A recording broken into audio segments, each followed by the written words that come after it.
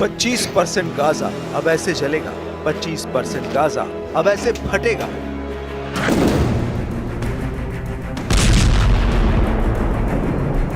Israel ने अपना इरादा साफ कर दिया है, क्योंकि गाजा को जलाने वाला ऑर्डर जारी कर दिया गया है। 75% पर इजराइल का कब्जा होने के बाद अब बाकी बचा 25% गाजा अब सबसे बड़ी तबाही देखने जा रहा है। इस बात की गारंटी नेतन्याहू 100% दे रहे हैं। नेतन्याहू ने बता दिया है कि हमास से बंधकों को लेकर डील हो या फिर ना हो, अब पूरे गाजा पर चढ़ाई करने का वक्त आ चुका है और वो इससे पीछे नहीं हटेंगे।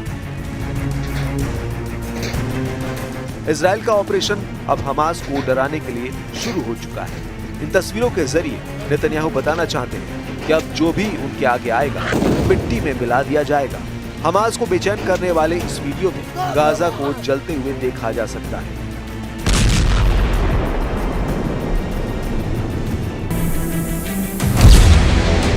नेतन्याहू गाजा पर 100% कब्जा करना चाहते हैं, यानी पूरा का पूरा गाजा। अभी इजराइल का गाजा के 75% इलाके पर कब्जा है और 25% ऐसा इलाका है जहां गाजा के करीब 20 लाख लोग टूटी फूटी इमारतों और टेंट में रह रहे हैं।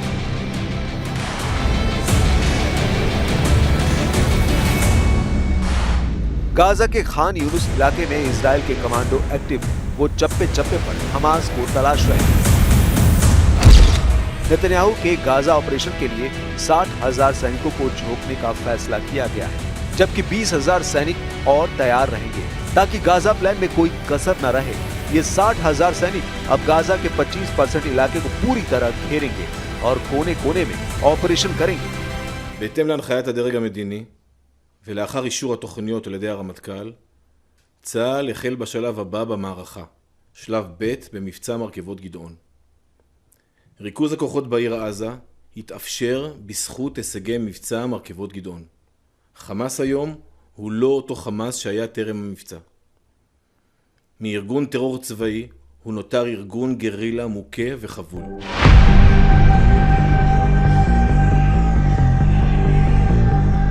इजराइल की सेना तैयार है, लेकिन नेतन्याहू के गाजा प्लान का इजराइल की पब्लिक के बीच विरोध तेज हो गया है। ये लोग चाहते हैं कि युद्ध खत्म हो जाए, हमास से डील की जाए और बंधकों को वापस लाया जाए। और अगर ऐसा नहीं हुआ तो बाकी बचे 22 बंधकों की भी जान चली जाएगी। इस तरह के प्रदर्शनों में लोगों की डिमांड बहुत साफ है।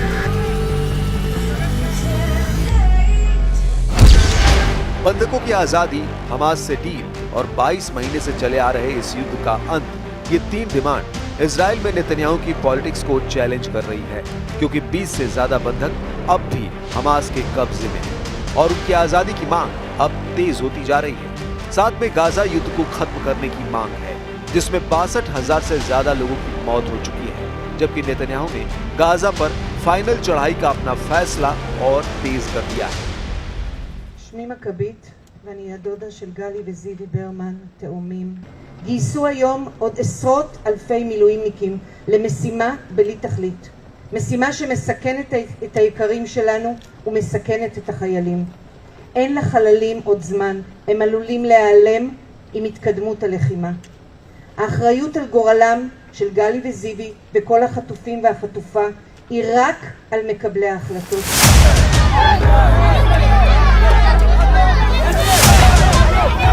गाजा में इस वक्त भूखमरी के हालात हैं। इजराइल के ब्लॉकेट की वजह से खाना पहुंचना मुश्किल है।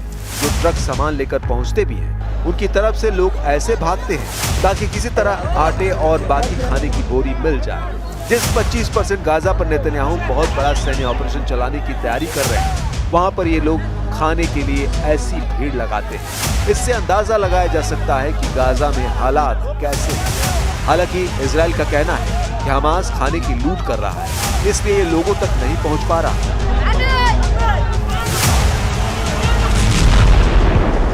हालांकि इजराइल की बमबारी जारी है और ये बम उस 25% इलाके में फट रहे हैं जहां पर 20 लाख लोगों की आबादी सिमट कर रह गई है। गाजा में अब तक 63,000 लोगों की मौत हो चुकी है।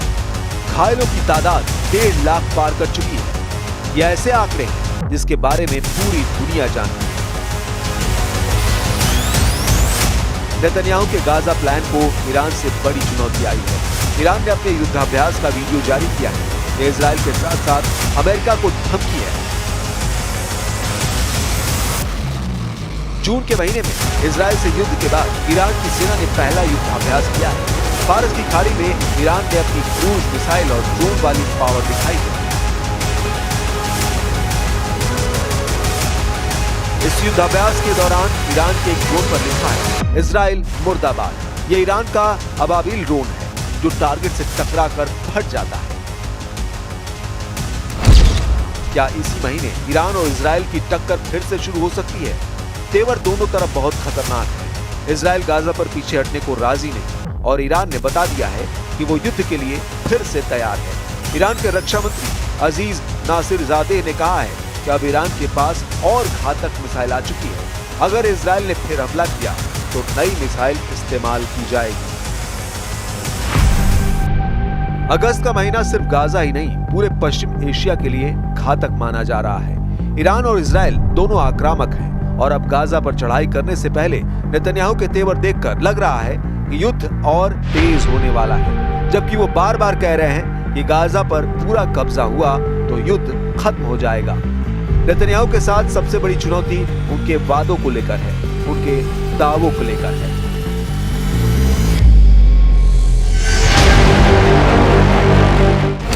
नेतन्याहू ने फरवरी 2024 में कहा था कि दक्षिण गाजा में रफा पर कब्जा किया तो युद्ध कुछ हफ्तों में खत्म हो जाएगा। मई 2024 में इजराइल ने रफा पर कब्जा किया, लेकिन अब हाल ये है कि 2025 कुछ महीनों बाद खत्म हो जाएगा और युद्ध अभी भी जारी है। शुरू में नेतन्याहू के गाजा प्लान का वहां के सेनाध्यक्ष लेफ्टिनेंट जनरल याल जमीर ने विरोध किया था, लेकिन अब वो अपनी फौज लेकर तैयार है और नेतन्याहू का वॉर कैबिनेट लगातार पूरे ऑपरेशन की कमान संभाले हुए है। वैसे नेतन्याहू को अपने गाजा प्लान को लेकर ट्रंप का सिग्नल मिल चुका है। ऐसा कहना गलत नहीं होगा, क्योंकि एक बड़ा ग्राउंड ऑपरेशन तब तक इजराइल के लिए मुमकिन नहीं जब तक उसमें अमेरिका मदद न करे। गाजा में आने वाले दिनों में क्या हो सकता है, इसलिए डोनाल्ड ट्रंप और बेंजामिन नेतन्याहू एक प्लेटफॉर्म पर ही नजर आ रहे हैं। जब डोनाल्ड ट्रंप की प्रवक्ता कैरोलिन लीविट से सीज फायर को लेकर सवाल किया गया तो उन्होंने कहा कि हमास युद्ध विराम पर इसलिए राजी हुआ है क्योंकि ट्रंप भी यही चाहते हैं। There was a ceasefire proposal put forward by both Qatar and Egypt. Hamas accepted it on Monday. Israel has yet to officially weigh in. I'm wondering if the U.S. was at all involved in it, if it's supportive of it, and whether or not the president believes Israel should accept it. I don't think it's a coincidence that Hamas accepted this proposal after the President of the United States posted a very strong statement about this conflict on Truth Social yesterday. I would refer you back to that statement. As for this proposal that Hamas has now accepted, the United States continues to discuss it, and I'll let the President weigh in on it definitively. कुल मिलाकर Gaza में जिस तरह के हालात बन रहे हैं उसे पूरे इजराइल के लिए भी घातक माना जा रहा है। खासकर नेतन्याहू की जिद को अब इजराइल में ही चैलेंज मिलने लगा है। उन पर अपने राजनीतिक करियर को चमकाने के लिए इजरायली बंधुकों की जान खतरे में डालने का आरोप लगा है। गाजा प्लान को लेकर नेतन्याहू ने घेरा भी हुआ है और वो घिरे भी हुए हैं और इसीलिए कहा जा रहा है कि इजराइल उबलते हुए ज्वालामुखी के मुहाने पर बैठा हुआ है। चीन ने भी कह दिया है कि इजराइल के ऑपरेशन पर उसकी पूरी नजर है। 中方高度关注当前加沙局势，我们希望各方能够尽快达成停火安排，推动局势尽快降温，切实缓解加沙的人道主义危机。 इसमें कोई शक नहीं कि इजराइल के ग्राउंड ऑपरेशन के जरिए अभी तक नेतन्याहू बंधकों को छुड़ाने में नाकाम रहे हैं। हमास के कब्जे में जितने भी इजरायली बंधक मारे गए हैं उसकी बड़ी वजह इजराइल का मिलिट्री ऑपरेशन है, क्योंकि हमास के इलाके में हमले और बमबारी की वजह से न सिर्फ हमास को नुकसान हुआ बल्कि कई बंधक भी उसी बमबारी में खत्म हो गए। 2006 से 2009 तक इजराइल के प्रधानमंत्री रहे एहुद ऑलमर्ट ने नेतन्याहू को वार्निंग दी।